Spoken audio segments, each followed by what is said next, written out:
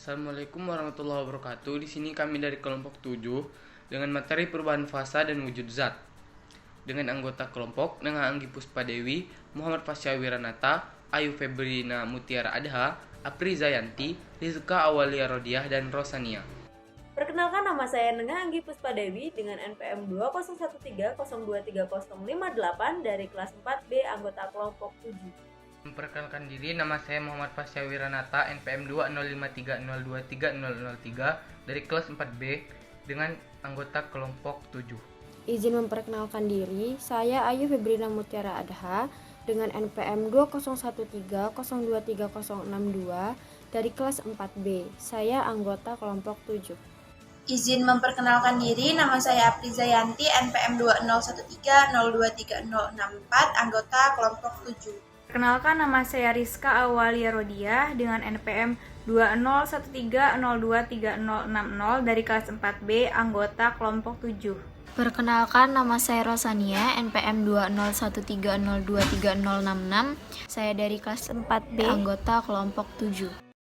Adapun timeline atau pokok pembahasan yang akan kita bahas mengenai materi perubahan fasa, yang pertama yaitu pengertian, kedua penyebab, ketiga contoh perubahan fasa, dan yang terakhir akan ada evaluasi yang disampaikan dari presenter. Baik, pada pembahasan pertama kita akan membahas mengenai apa itu perubahan fasa. Perubahan fasa adalah proses perubahan bentuk suatu zat menjadi bentuk lain. Salah satu penyebab perubahan fasa tersebut adalah kalor. Perubahan fasa merupakan efek dari adanya salah satu sifat fisika zat, yaitu wujud zat. Sifat fisika sendiri adalah sifat yang dapat diamati secara langsung tanpa mengubah susunan suatu zat, misalnya wujud, kelarutan, titik lebur, dan lain-lain. Lalu bagaimana perubahan fasa tersebut bisa terjadi? Perubahan fasa dapat terjadi saat suatu zat berubah dari satu wujud ke wujud yang lain. Misalnya dari gas ke cair, cair ke padat, padat ke gas, dan sebaliknya. Setiap proses melibatkan panas, baik itu panas yang diterima oleh suatu zat atau panas yang dilepaskan oleh suatu zat tersebut, tapi tidak melibatkan perubahan temperatur. Baik, selanjutnya kita akan membahas mengenai contoh perubahan fasa pada air. Bagaimana contoh perubahan fasa pada air dari padat ke gas, gas ke cair, cair ke padat, dan atau sebaliknya. Di sini kami akan menayangkan fenomena perubahan fasa dalam kehidupan sehari-hari, animasi pergerakan perubahan fasa, dan pergerakan molekul secara makroskopik atau secara mikroskopik saat terjadi perubahan fasa tersebut. Tentu kalian sudah penasaran bukan mengenai contoh-contoh tersebut? Mari kita simak video penjelasan untuk lebih lanjutnya. Baik, yang pertama yaitu perubahan fasa dari cair ke padat atau sering disebut membeku. Nah, membeku sendiri adalah proses perubahan wujud dari benda cair menjadi benda padat. Aksi yang dilakukan untuk mengubah wujud benda cair menjadi padat adalah dengan mendinginkannya hingga ke titik beku. Jadi, membeku dipengaruhi oleh suhu, di mana pada saat itu terjadi pelepasan kalor. Dengan kata lain, perbedaan antara es dan air hanya terlihat dari wujudnya saja. Es merupakan air yang berwujud zat padat, sedangkan air berwujud zat cair. Nah, contoh perubahan wujud benda dengan cara pembekuan yaitu adalah saat air dimasukkan ke dalam freezer dan akan menjadi es atau membeku. Baik, berikut ini adalah contoh animasi dari perubahan fasa cair ke padat. Dapat dilihat pada animasi berikut, pertama-tama terdapat air yang berwujud cair, lalu ia dimasukkan ke dalam suatu wadah dan dimasukkan ke dalam kulkas. Nah, saat di dalam kulkas akan terjadi pendinginan hingga ke titik beku. Sehingganya setelah beberapa waktu, air yang semulanya berwujud cair akan berubah menjadi es yang berwujud padat. Selanjutnya yaitu animasi pergerakan molekul dari zat cair ke zat padat. Dapat kita lihat pada gambar sebelah kiri, susunan partikel zat cair terlihat kurang teratur dan juga kurang rapat. Partikel zat cair juga dapat bergerak berpindah tempat meskipun terbatas. Nah, kurang rapatnya susunan partikel pada zat cair menyebabkan gaya tarik-menarik antar partikelnya tidak begitu kuat. Nah, yang terakhir, partikel-partikel penyusun zat cair tidak dapat memisahkan diri dari kelompoknya sehingga volume tetap meskipun bentuknya berubah. Sedangkan pada gambar sebelah kanan, susunan partikel zat padat terlihat tersusun teratur. Jarak antar partikelnya juga sangat dekat dan rapat. Ikatan gaya tarik-menarik antar partikel zat padat pun sangat kuat. Nah, karena kerapatan susunan partikelnya, maka zat padat dapat mempertahankan bentuk dan volumenya, sehingga bentuk dan volumenya tidak berubah atau tetap. Mencair. Mencair adalah perubahan wujud zat dari fase padat menjadi cair. Tindakan atau aksi yang dilakukan untuk mengubah benda menjadi cair adalah dengan memanaskan atau menaikkan suhu benda tersebut. Suatu zat akan mencair ketika zat tersebut suhunya berada pada titik leburnya atau terus-menerus menerima kalor atau mengalami pemanasan. Satu contoh mencair yang biasa ada dalam kehidupan kita sehari-hari atau bahkan pernah kita lakukan dalam kehidupan kita yaitu es batu yang berubah menjadi air.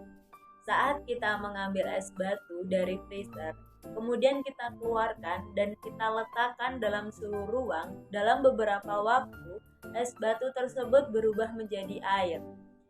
Itulah hal peristiwa yang membuktikan bahwa es batu yang semula adalah benda yang memiliki fase padat berubah menjadi benda yang memiliki fase cair.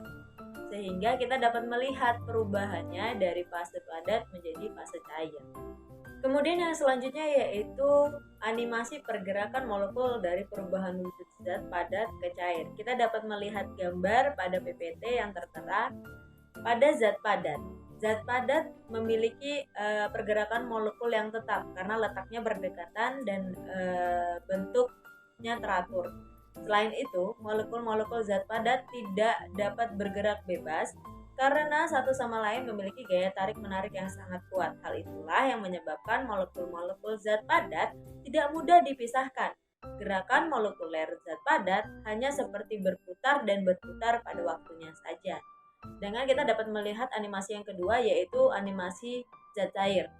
Pada zat cair, molekul memiliki bentuk yang tidak tetap dan selalu tidak sesuai dengan bentuk awalnya. Hal itu disebabkan karena molekuler zat cair letaknya berdekatan, tetapi gerakannya lebih bebas dari gerakan molekul zat padat. Molekul-molekul zat cair dapat dengan mudah berpindah tempat, namun tidak mudah meninggalkan kelompoknya karena masih ada gaya tarik-menarik antar molekulnya. Baik, selanjutnya kita akan membahas mengenai perubahan fasa dari gas ke padat atau yang biasa disebut dengan mengkristal. Sebelum kita membahas mengenai perubahan fasa tersebut, saya akan bertanya kepada kalian, pernahkah kalian melihat atau memperhatikan uap pada lemari es yang membentuk bunga salju? Mengapa hal itu bisa terjadi? Ya, benar. Tidak lain dan tidak bukan hal tersebut adalah perubahan fasa dari gas ke padat atau yang biasa kita sebut mengkristal. Untuk lebih jelasnya, mari kita perhatikan penjelasan berikutnya. Perubahan fasa dari gas ke padat biasa kita sebut dengan mengkristal. Mengkristal merupakan perubahan wujud benda dari gas menjadi benda padat. Aksi atau tindakan yang menyebabkan proses kristalisasi adanya pelepasan energi panas dari benda tersebut. Proses mengkristal adalah berubahnya uap air menjadi bunga salju. Dalam kehidupan sehari-hari, pada lemari es, berubahnya uap air yang terdapat di lemari es menjadi bunga-bunga es atau bunga salju yang menempel pada dinding pinggir lemari es atau freezer. Hal ini terjadi karena adanya penurunan suhu atau proses pelepasan panas yang dialami oleh benda tersebut. Lalu, bagaimana pergerakan mikroskopis molekul H2O saat mengalami perubahan fasa dari fasa gas menuju fasa padat? Bisa kita lihat pada animasi yang tertera di belakang saya. Pada fasa gas, sebelum menjadi fasa padat, fasa gas memiliki jarak antar molekul yang berjauhan dan tidak tersusun. Pergerakannya pun acak dan bergerak secara bebas. Setelah dia mengalami perubahan fasa menjadi fasa padat, pergerakan molekulnya sangat berdekatan dan jarak antar molekulnya berdekatan. Pergerakannya tidak bebas atau terbatas. Hal tersebut adalah bagaimana pergerakan mikroskopis molekul H2O dari fasa gas menuju fasa padat. Baiklah, selanjutnya yaitu perubahan fasa padat ke gas, yaitu menyublim. Bagaimana sih perubahan fasa padat ke gas atau menyublim? Menyublim adalah salah satu proses perubahan wujud zat menjadi gas, berbeda dengan evaporasi yang mengubah zat cair menjadi gas. Menurut Ensiklopedia Britannica, fenomena menyublim adalah hasil dari tekanan uap dan hubungan suhu. Pengeringan beku makanan untuk mengawetkannya melibatkan sublimasi air dari makanan dalam keadaan beku di bawah vakum yang tinggi. Seperti halnya ketika ada penguapan karbon dioksida beku dari es kering pada tekanan dan suhu atmosfer biasa. Nah, proses menyublim ini adalah membuat molekul yang semula saling berdekatan menjadi saling berjauhan dan tidak beraturan. Tak hanya perubahan wujud padat menjadi gas, tetapi menyublim adalah proses yang berlaku untuk kebalikannya juga. Lalu proses menyublim ini adalah perubahan wujud zat padat menjadi uap. Perubahan wujud zat ini bisa berlaku sebaliknya. Contoh proses menyublim adalah kapur barus, pewangi ruangan berbentuk padat, iodium, es kering yang mengandung karbon dioksida padat, dan lain-lain. Kondisi benda yang berubah dari padat menjadi gas seperti pada es kering atau dry ice mengalami sublimasi atau menyublim dengan molekul yang saling berjauhan dan tidak beraturan. Ini yang membuat dry ice bisa mengeluarkan asap karena telah berubah menjadi gas atau menyublim. Lalu selanjutnya yaitu contoh proses menyublim. Lalu contoh proses menyublim ini adalah bentuk transisi fase secara langsung dari padat menjadi gas atau uap tanpa melewati fase cair. Proses menyublim lebih mengacu pada perubahan fisik transisi, bukan kasus benda padat yang sudah dikonversi menjadi gas karena reaksi kimia. Nah, agar kita bisa lebih memahami bagaimana sublimasi itu terjadi dalam kehidupan sehari-hari, mari kita lihat contoh dari proses menyublim. Pernahkah kalian membuka freezer lalu mengambil es batu di dalamnya? Lalu akan keluar udara dingin seperti efek berasap.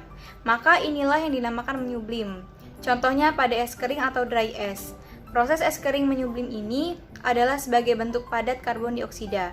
Es kering menciptakan efek berasap yang umum digunakan di ruang penyimpanan es krim saat ini. Lalu selanjutnya yaitu animasi pergerakan molekul dari perubahan wujud zat padat ke gas. Bagaimana sih susunan partikel zat padat ini? Nah, pada susunan partikel zat padat, partikel-partikelnya tersusun teratur, jarak antar partikel yang sangat dekat dan rapat. Ikatan dan gaya tarik-menarik antar partikel zat padat sangat kuat karena kerapatan susunan partikelnya. Maka zat padat dapat mempertahankan bentuk dan volumenya yang tidak berubah atau tetap. Keadaan ini menyebabkan zat padat selalu mempunyai bentuk dan volume yang tetap. Dan untuk susunan partikel yang gas ini, jarak antar partikel pada gas sangat berjauhan. Gaya tarik-menarik antar partikelnya sangat lemah, dan partikel-partikel gas dapat bergerak dan berpindah tempat dengan bebas. Gas tidak dapat mempertahankan bentuk dan volumenya. Bentuk dan volume gas selalu berubah-ubah mengikuti ruang yang ditempatinya. Maka ketika padat menjadi gas ini, molekulnya akan saling berjauhan dan tidak beraturan. Baiklah, selanjutnya yaitu proses perubahan wujud benda cair menjadi gas, atau yang disebut dengan menguap. Apa yang dimaksud dengan menguap? Menguap merupakan proses perubahan wujud benda dari cair menjadi gas. Adapun hal yang menyebabkan terjadinya penguapan adalah dengan cara dipanaskan atau menaikkan suhu pada zat cair. Tetapi proses perubahan wujud benda cair menjadi gas ini bisa juga terjadi pada zat cair yang bersuhu normal. Yang selanjutnya yaitu contoh penguapan. Contoh penguapan adalah air yang dipanaskan lama-kelamaan akan mendidih dan kemudian akan menguap. Hal itu berarti air berubah dari wujud cair menjadi wujud gas atau uap air. Baiklah, yang selanjutnya yaitu animasi pergerakan molekul pada zat cair menjadi zat gas. Wujud zat cair memiliki molekul yang tidak tetap dan selalu berubah bentuk karena molekul zat cair letaknya berdekatan, tetapi molekul zat cair bergerak bebas daripada pergerakan zat padat.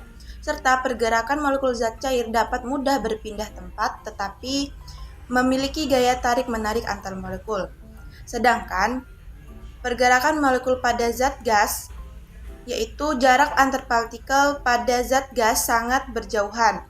Gaya tarik-menarik antar partikel sangat lemah, serta partikel-partikel gas dapat bergerak bebas. Selain itu, gas juga tidak dapat mempertahankan bentuk dan volumenya. Bentuk dan volume gas selalu berubah sesuai dengan ruang yang ditempati oleh gas. Maka, saat wujud zat cair menjadi gas, molekulnya akan saling berjauhan dan tidak beraturan. Baik, selanjutnya bagaimana perubahan fase gas ke cair. Nah, dapat kita ambil fenomenanya adalah pengembunan pada pagi hari. Nah, peristiwa mengembun ini merupakan perubahan wujud dari wujud gas menjadi cair. Nah, pada proses ini pengembunan terjadi karena gas melepaskan energi panas sehingga berubah menjadi cair. Nah, peristiwa pengembunan itu dapat kita buktikan dengan cara kita dapat menyentuh permukaan daun tanaman. Pada pagi hari, permukaan daun tanaman itu akan menjadi basah. Nah, permukaan tanah yang basah dan suhu dini hari yang menurun, maka menyebabkan daun tanaman menjadi basah, sehingga suhu tersebut berubah menjadi titik-titik embun. Kemudian, ini adalah contoh animasi dari perubahan fase gas ke cair. Nah, ketika mendidihkan air yang dipanaskan akan menguap. Uap air yang dihasilkan mengendap pada tutup-tutup panci dan berubah menjadi titik-titik air. Nah, perubahan uap air ini menjadi titik-titik air yang ada pada tutup panci tersebut disebut dengan peristiwa mengembun. Peristiwa mengembun ini dapat terjadi karena adanya penurunan suhu atau pelepasan panas yang dialami benda tersebut. Selanjutnya adalah animasi pergerakan molekul dari fase gas ke fase cair. Partikel gas bergerak menurut gerak Brown. Nah, di sebelah kiri merupakan partikel gas. Nah, partikel gas bergerak menurut gerak Brown. Gerak zigzag atau acak yang menyebabkan timbulnya energi panas dan momentum. Tekanan gas terjadi karena adanya gaya antar partikel gas dan dinding wadah yang menyebabkan kecepatan gerak partikel gas menjadi berbeda. Zat gas memiliki bentuk dan volume yang berubah-ubah karena molekul-molekul gas dapat bergerak bebas. Jarak antara molekul-molekulnya berjauhan apabila dibandingkan ukuran molekulnya sendiri, sehingga gaya tarik-menariknya sangat lemah. Nah, gerak Brown adalah gerakan terus-menerus dari sebuah partikel, zat, cair, ataupun gas. Artinya, partikel-partikel ini tidak pernah dalam keadaan stasioner. Sementara itu, dalam gas, orde jarak antar atom penyusunnya adalah sekitar 10 Armstrong. Gaya antar atom tersebut sangatlah kecil dan dapat diabaikan, sehingga atom dapat bergerak dengan bebas. Oleh karena itu, gas tidak memiliki bentuk, ukuran, dan volume yang pasti. Nah, pada sebelah kanan adalah partikel zat cair. Zat cair memiliki bentuk yang tidak tetap dan selalu menyesuaikan tempatnya.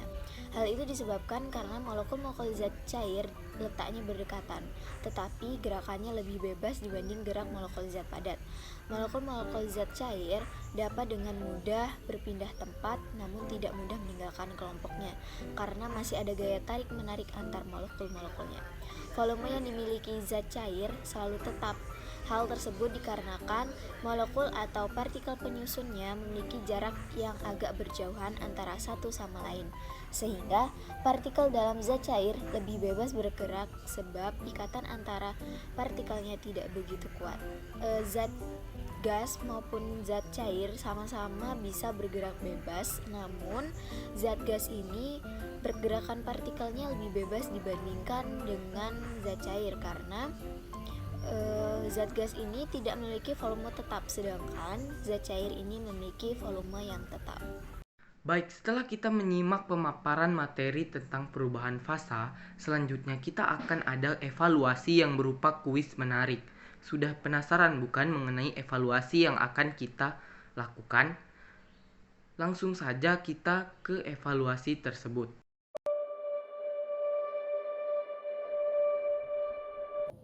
Baik, langsung saja kita masuk ke soal yang pertama, yaitu coba jelaskan mengapa proses mengkristal dapat terjadi dan berikan contoh dari perubahan mengkristal tersebut.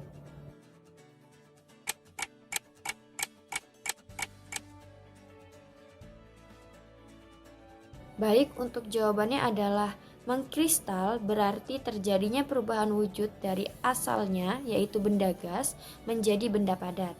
Nah, aksi atau tindakan yang menyebabkan proses kristalisasi adalah adanya pelepasan energi panas dari benda. Contoh dari proses mengkristal adalah berubahnya uap air di udara menjadi salju, lalu berubahnya udara dalam lemari pendingin menjadi bunga es. Kemudian juga pada proses pembuatan garam, yaitu dengan cara menguapkan air laut yang mengandung garam sampai zat cairnya habis dan tinggal butiran garamnya menjadi kristal.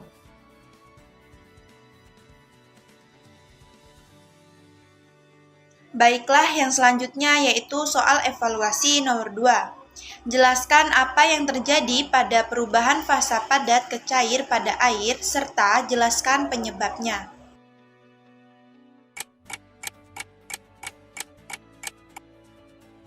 Jawaban untuk soal evaluasi nomor 2 adalah perubahan wujud cair atau mencair terjadi bila bentuk benda asal adalah padat, kemudian berubah menjadi cair.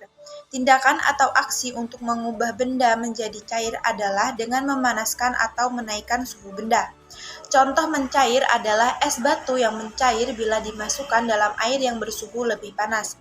Hal ini dapat terjadi karena adanya perpindahan kalor yang dilepaskan oleh benda.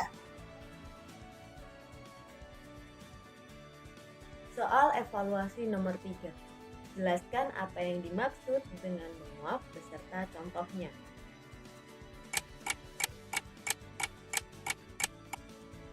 Jawaban yang benar yang tersedia dalam PPT adalah menguap adalah peristiwa berubahnya wujud benda yang semula berbentuk cair menjadi gas. Aksi atau tindakan yang dapat menyebabkan terjadinya penguapan adalah dengan cara dipanaskan atau menaikkan suhu. Contoh yang bisa atau biasa kita lihat dalam proses penguapan atau menguap adalah saat air direbus hingga mendidih, maka terjadi perubahan zat dari zat cair menjadi zat gas dengan munculnya uap air.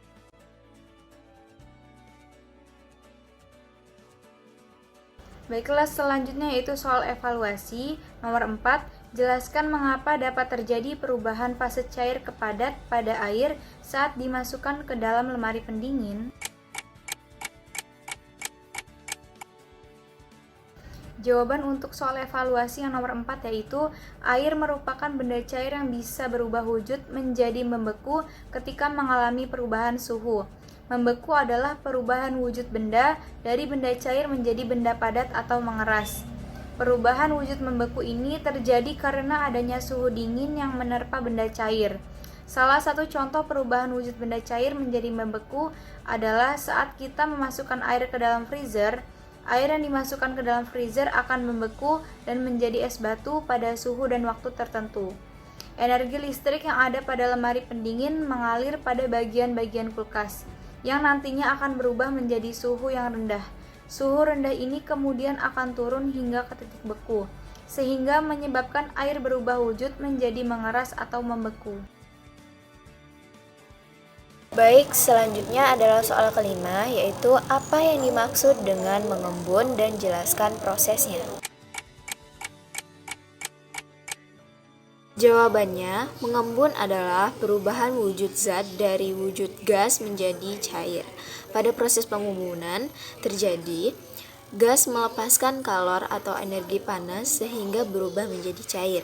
Peristiwa mengembun dikenal dengan istilah kondensasi, merupakan lawan dari penguapan atau evaporasi yang melepaskan panas. Proses terjadinya pengembunan adalah saat uap air di udara melalui permukaan yang lebih dingin dari titik embun uap air.